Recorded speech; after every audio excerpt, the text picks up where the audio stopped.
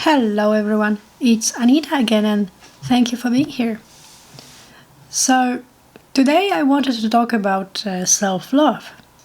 This is a topic that might be obvious, and I heard many times this phrase to love yourself, that it's important and what have you.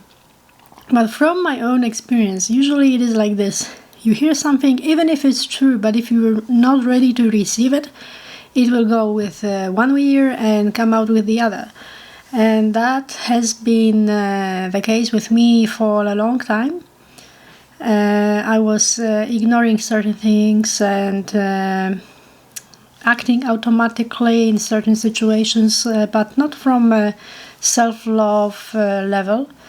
It was rather dictated by expectations of other people. And unfortunately, when you do that, you kind of lose yourself and you suffer in a sense, because when you always think about other people, you kind of forget about yourself. And I think this is common not only for me, but usually it is common for women, that they usually care more for other people than they care for themselves. Yesterday, I called my friend, whom I met on my first week-long advanced retreat in Vienna.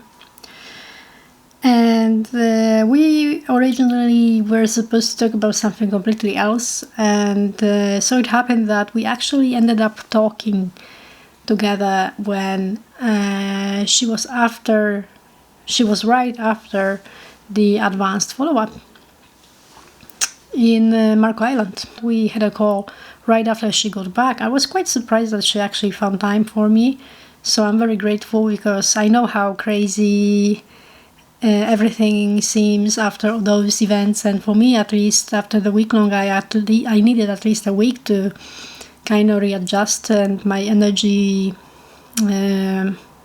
went into a different level. It's quite difficult to explain what happened, but my body kind of recalibrated to a higher frequency, I think. And I'm getting off the topic here. Anyway, I was glad that she actually found time, because I know that it's a time, usually after these events, it's a time for rest and recalibration and what have you. But she seemed quite she seemed quite okay when she talked to me, and I know it's been like, the advanced follow-up lasts for it's like 3 days in total. Although technically speaking it's 4 days, but the first day is just like a hello day, where you just register and you have some intro, maybe meditation or talk or what have you. And she told me a touching story about her activating pineal gland for the first time, and she explained that it felt as if someone switched a light on in her head, in a sense, and she felt all of a sudden connected, and she gained this additional awareness of energy around her and around people, and she basically, in a moment, she discovered a whole different level of reality. And she told me that it kind of stayed with her. So I thought that it's a good opportunity, since she's connected, to actually ask her questions from my own perspective, to maybe find answers for my own issues. And I told her the story about me fixing my shoulder, how amazing but as well effortless it was for me. And I told her that I think primarily I managed to fix my own shoulder with the help of the universe energies and what have you, because I wasn't really focusing so much on that shoulder. I wasn't really so attached to end result. However, I do also have problems with skin, which I would like to fix.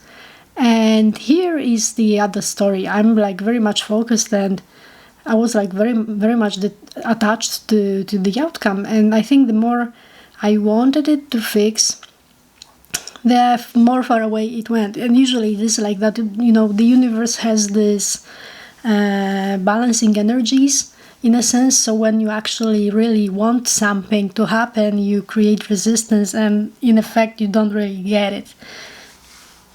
So on one hand, I understand that I have capacity to heal, but on the other hand, I was frustrated because I couldn't heal particular thing I wanted to, and it didn't happen because I wanted to do it, And I told her, how do I let go? How do I surrender and trust when I care so much? And she answered my question in two kind of ways. So first one, she told me a story when she kind of like connected with her pineal gland. She told me that she viewed everything from the perspective of the now, and she didn't react to anything, and it was even possible at that state because her like monkey mind was super quiet, and at the same time she had that understanding and peace and serenity because her pineal gland was active. So she thought, okay, so how about I just go fly home, so few hours of the flight, and I focus just on my sixth center, and I will not distract myself with entertainment. I will just sit and focus on my pineal gland, and I'm just gonna be in the moment. And she told me that she's been like staring in one place for 2 hours on the plane, and it flew by like this. And when she decided she's tired, she just went to sleep. And she even had that understanding that she will not have jet lag because she's so much in the present moment that there is no time. So there is no time. So even if there is linear time when we travel from one place to another, she will not experience it because she's always in the now. So that was quite interesting explanation. And I think this is one way you can detach if you really care about something, to just always focus on the present moment. So that's one option. And the other option, she told me that she met a guy who had long COVID, and basically he wanted to be healed, and he applied for coherence healing on the event, I think.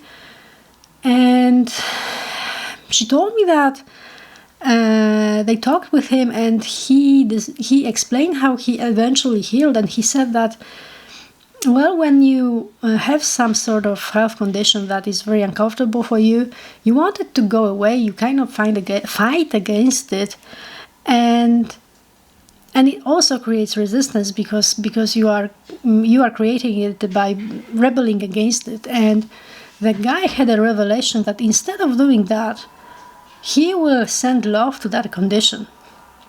And she told me that I could ask myself, what is the situation teaching me? Because basically I chose this body and I chose this challenge in a sense. So it is teaching me something. And in a way, she also told me to love that challenge. And for me, that was synchronicity, because before I actually spoke with her, I listened to a podcast on